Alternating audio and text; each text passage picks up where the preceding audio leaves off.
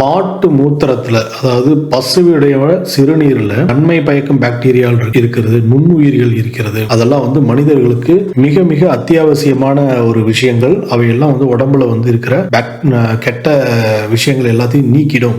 அதனால கோமூத்ரா எனப்படுகிற, பஞ்சகவ்யம் எனப்படுகிற கோமாதாவின் சிறுநீரானது மனிதர்களுக்கு மிக மிக அவசியமான ஒண்ணு. உங்களோட உடம்புல இருக்கிற அனைத்து நோய்களையும் தீர்க்கக்கூடிய சர்வரோக நிவாரணி அப்படின்னு சொல்லிட்டு சொன்னது யாருன்னு பாத்தீங்கன்னா, இந்தியாவோட மிக முக்கியமான ஒரு கல்வி நிறுவனத்தோட தலைவர், டைரக்டரா இருக்கக்கூடிய மிஸ்டர் காமகோட்டி அப்படிங்கிற அந்த வீடியோ வைரல் ஆகுது. பலர் வந்து அவரை கழுவி ஊத்துறாங்க. இது என்ன ஒரு படித்த ஒரு நபர் பேசுற மாதிரியே இல்லையே, ஒரு ஐஐடி டைரக்டர், அது ப்ரொஃபசர் அந்த மாதிரியான ரேஞ்சில் இல்ல, ஐஐடியோட டைரக்டரே வந்துட்டு இந்த மாதிரியான பிற்போக்குத்தனமான கருத்துக்களுக்கு சப்போர்ட் பண்ணி பேசுறாரு. அவருக்கு அந்த ஒரு விஷயத்துக்கு, அவர் சொல்ற ஒரு கருத்துக்கு என்ன மாதிரியான அறிவியல் ஆதாரங்கள் இருக்கிறது அப்படின்னு சொல்லிட்டு பயங்கர கான்ட்ரோவர்சி. உடனே அவர் வந்துட்டு நேற்று ஒரு பிரஸ் மீட் வைக்கிறாரு.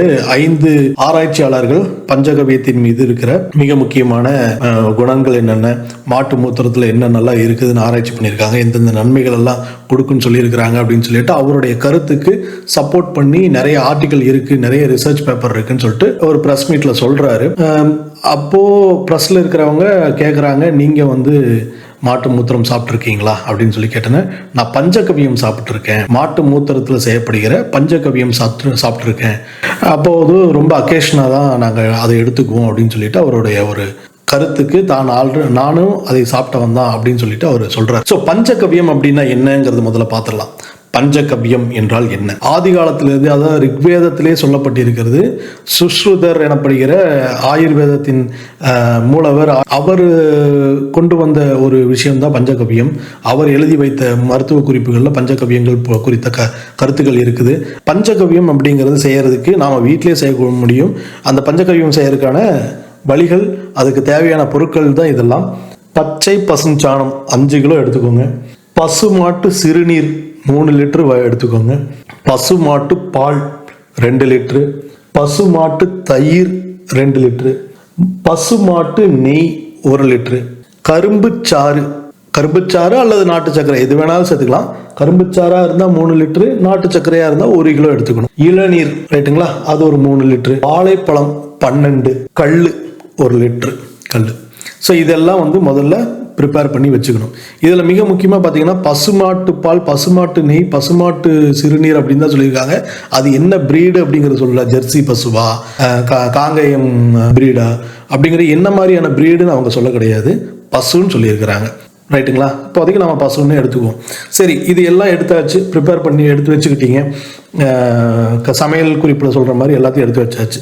என்ன பண்ணணும்? பசுஞ்சாணி 5 கிலோ எடுத்து வச்சுருக்கீங்க இல்லையா, அது கூட பசுமாட்டு நெய் 1 லிட்டரு பசுமாட்டு நெய்யை கலந்துடணும். நல்லா கலந்து மண் பானையில் நல்லா கலந்து ஒன்றுக்கு ஒன்று மிக்ஸ் ஆகிற அளவுக்கு நல்லா கலந்துக்கோங்க. பசுஞ்சாணி பார்த்தீங்கன்னா நல்லா தெளிவாக புரிஞ்சுக்கணும். சாணிங்கிறது பச்சையாக இருக்கும். மஞ்சளாக இருக்குன்னா இல்லாட்டி வேற கலரில் ஏதாவது இருக்குன்னா அது வந்து தூய்மையான சாணி கிடையாது, வெளிப்புறத்துலேருந்து நச்சுக்கள் கலந்துருக்குது. அந்த பசுஞ்சாணி இது செட் ஆகாது. மற்ற கலரில் இருக்கிறது நல்ல பச்சை பசையில் இருக்கிற சுத்தமான பசுஞ்சாணி. அதில் கூட சாணி எப்படி இருக்கணுங்கிறது கூட சொல்கிறாங்க. பச்சை சாணி எடுத்துக்கோங்க. அந்த பச்சை சாணியோட ஒரு பசுமாட்டு நெய் வந்து 1 லிட்டரு கலந்துக்கணும். கலந்துக்கிட்டு வாயன்ற மண் பாத்திரத்தில் வச்சுட்டு கிட்டத்தட்ட 4-5 நாட்கள் அப்படியே வச்சு, காலையில் ஒரு தடவை நல்லா கலக்கி விடணும், சாயந்தரம் ஒரு தடவை நல்லா கலக்கி விடணும்.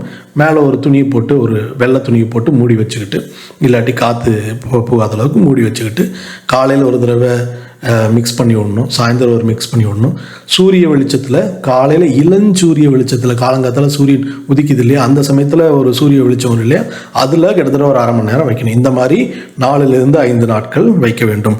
4-5 நாட்கள் போனதுக்கு அப்புறம் என்ன பண்ணணும் அப்படின்னா, மற்ற பொருட்கள் எல்லாம் இருக்குது பார்த்தீங்களா, பசுவின் சிறுநீர், பால், தயிர், கரும்புச்சாறு அல்லது நாட்டு சர்க்கரை, இளநீர், வாழைப்பழம் 12, கல் 1 லிட்டர், இது எல்லாத்தையும் போட்டு நல்லா அடித்து கிட்டத்தட்ட 15 நாட்கள் நாம் இப்போ செஞ்சுட்டு இருந்தோம் இல்லையா, அதே ப்ராசஸை திரும்ப திரும்ப திரும்ப திரும்ப செய்யணும். ஸோ 15 நாட்களுக்கு இதை வந்து பண்ணிட்டு இருந்தோம்னா பஞ்சகவ்ய கரைசல் தயாராகிருச்சு. பஞ்சகவ்யம் எனப்படுகிற அமிர்தம் தயாராகிவிட்டது. இந்த பஞ்சகவ்ய கரைசலை வந்துட்டு செடிகளுக்கு நீங்கள் உரமாக பயன்படுத்தலாம். இதில் நுண்ணூட்ட சத்துக்கள் நிறையா இருக்குது. கிட்டத்தட்ட 75% இது உரமாக பயன்படும், 25% பூச்சிக்கொல்லியாகவும் இது ஆக்ட் ஆகும். இது வந்துட்டு போடும்போது உயிர்களுக்கு, அதாவது தாவரங்களுக்கு மிக மிக முக்கியமான ஒரு நுண்ணூட்ட சத்தை கொடுத்து தாவரங்கள் நல்லா வளரும். அதிலிருந்து வரக்கூடிய காய்கறிகளும் டேஸ்டாகவும் இருக்கும், ஆரோக்கியமாகவும் இருக்கும் அப்படின்னு சொல்றாங்க. இந்த பஞ்சகவ்யத்தை தான் ஒரு மனிதர்களும் சாப்பிடலாம் அப்படின்னு சொல்லிட்டு காமக்கோட்டி அவர்கள் சொல்கிறார். சரி, அவர்கள் வந்துட்டு அவர் இந்த கருத்துக்கள் சொல்லும் போது பசுமாட்டு யூரின்ல நுண்ணுயிர்கள் இருக்குது, அந்த நுண்ணுயிர்கள் வந்துட்டு நோய்களை தீர்க்கக்கூடிய சக்தி இருக்குது அப்படின்னு சொல்லிட்டு ப்ராப்பர்ட்டிஸ் இருக்கு அப்படிங்கிற ஒரு வார்த்தையை யூஸ் பண்றாங்க. ப்ராப்பர்ட்டிஸ் அப்படின்னா மூலக்கூறுகள், அதாவது நன்மை பயக்கக்கூடிய மூலக்கூறுகள் இருக்குன்னு சொல்றாங்க. ரொம்ப பிகான ஒரு எக்ஸ்பிளனேஷன் இது. இந்த ஒரு எக்ஸ்பிளனேஷனை பொறுத்த வரைக்கும் பாத்தீங்கன்னா ப்ராப்பர்ட்டிஸ், மூலக்கூறுகள் எனப்படுவது எல்லா உயிர்களிலும் இருக்கிறது, எல்லா பொருட்களிலும் இருக்கிறது. உதாரணத்துக்கு எடுத்துக்கிட்டீங்கன்னா அரளி விதையில கூட புரோட்டீன் இருக்குது, அரளி விதையில கூட உடலுக்கு நன்மை பயக்கக்கூடிய மூலக்கூறுகள் இருக்கு. மூலக்கூறுகள் இருக்கிறது. மூலக்கூறுகள்னா ரொம்ப ரொம்ப ரொம்ப ரொம்ப மைனூட்டான ஒரு விஷயங்கள். அந்த மூலக்கூறுகள் எல்லா பொருட்களிலும் இருக்குது. பாம்பினுடைய விஷத்துல புரோட்டீன்ஸ் அதிகமா இருக்குது, விஷம் அப்படிங்கிறோம். ஆனா அதுல இருக்கிற அந்த மூலக்கூறுகளை பிரிச்சு ஆயும் போது அதுல புரோட்டீன் இருக்குது, மற்ற அமினோ ஆசிட் இருக்குது, அமிலங்கள் இருக்கிறது, பல்வேறு வகையான மூலக்கூறுகள் இருக்கும். மனிதனுடைய ரத்தத்தில் இருக்கும், கரடியினுடைய உடம்பில் இருக்கும், முடியில் இருக்கும். எல்லா பொருட்களையும் பகுத்தாராயும் போது அந்த மூலக்கூறுகள் எல்லாம் இருக்கத்தான் செய்யும். ஆனா அது எந்த அளவுக்கு இருக்குது, எந்த பர்சன்டேஜில் இருக்குது அப்படிங்கிறது மிக முக்கியமானது. அந்த ஒரு பர்சன்டேஜ் ஒரு உயிருக்கு எந்த வகையான பாதிப்புகளை ஏற்படுத்தக்கூடியது அப்படிங்கிறதையும் நம்ம உதாரணத்துக்கு பசுவின் சிறுநீரில் இருக்கிற மூலக்கூறுகள், நன்மை தயக்கக்கூடிய மூலக்கூறுகளோட அளவு மிக மிக மிக மிக குறைவாக இருக்கும். பசுவின் சிறுநீரில் இருக்கிற கெட்ட மூலக்கூறுகளோட அளவு அதிகமாக இருக்கும். அப்போ அந்த பொருளை வந்து மனுஷன் உட்கொள்ளும் போது நன்மை தரக்கூடிய மூலக்கூறுகள் அங்க வேலையே செய்யாது, கெட்டது மட்டும்தான் வேலை செய்யும். அப்போ உடம்பு ஆட்டோமேட்டிக்கா உள்ள இருக்கிற கிருமிகளால பாதிக்கப்படத்தான் செய்யும். இதுதான் உண்மை. இந்த ஒரு சிறுநீர் ஆகட்டும், அதாவது சிறுநீர் அப்படிங்கிறதே கழிவு பொருள் தான்.